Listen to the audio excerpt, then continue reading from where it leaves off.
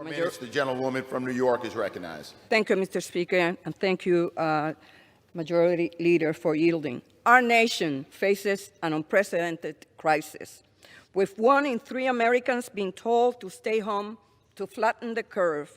The American economy has essentially been shut off.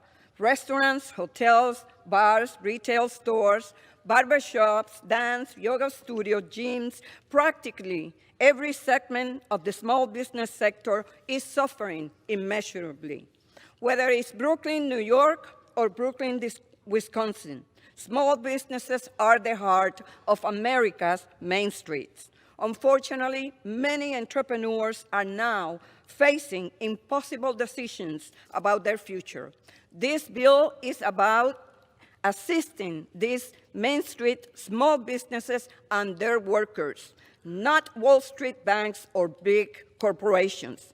We have taken a Republican-written bill that was unfairly weighted toward big companies and reshaped it to prioritize small businesses, their workers, and their families.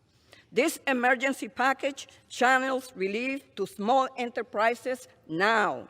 It provides more than $377 billion in relief for struggling firms to help them pay workers and keep their doors open. First, this bill allocates $300 billion for forgivable, low-cost loans for business to continue paying their employees. Let me be clear.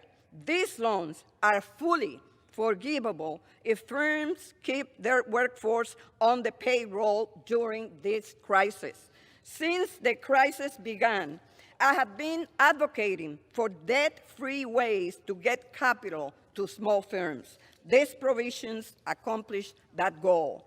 The new Paycheck Protection Program is designed to help businesses and workers weather the public health crisis, remain open, and when we finally defeat this awful virus, resume growth quickly.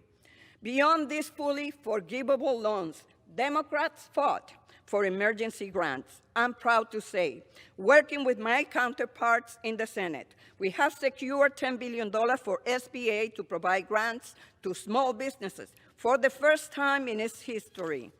Additionally, we must assist current SBA borrowers that have loan payments due soon.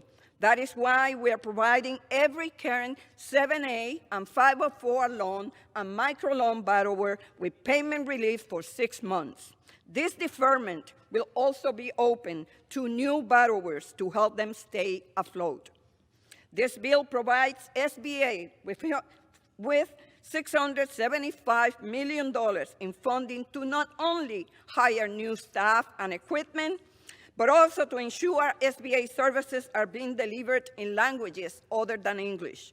Last but not least, entrepreneurial development programs will get $265 million for counseling and training related to COVID-19.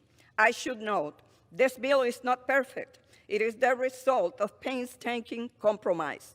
As with any compromise, no one side got everything they wanted.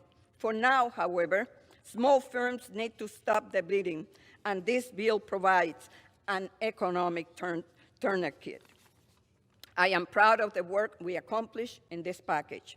I thank Senators Cardin, Shaheen, Coons, and Rubio, and all the members of the House Small Business Committee that worked so hard on this bill, as well as the ranking member, Steve Chabot, and the amazing staff that worked long hours to get us here. I yield back, and I ask for everyone to support this bill. Gentleman from Maryland Reserve, gentleman from Texas.